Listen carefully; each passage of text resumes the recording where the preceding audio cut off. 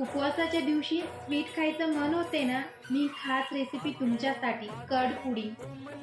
तर या कर्ड पुडिंगचा लॉंग व्हिडिओ मी चॅनलवर अपलोड केलेला आहे. तुम्ही टायटलला टच करून ते व्हिडिओ नक्की वॉच करा. तर आता आपण की नाही कॅरमलाइज करून घेतलेलं आहे.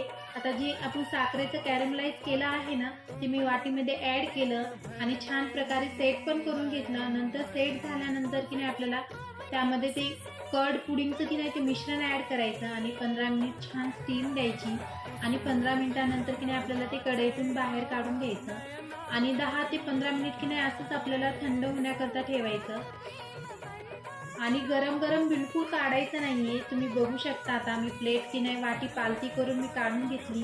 किती मस्त आपल्या ते पुडिंगला कलर आलेला आहे. आता मी पुदिनाने की नाही थोडं गार्निश करून घेतलं. आता मी तुम्हाला कट पण करून दाखवते. वाव, खूप मस्त. आता भेटू नेक्स्ट व्हिडिओमध्ये.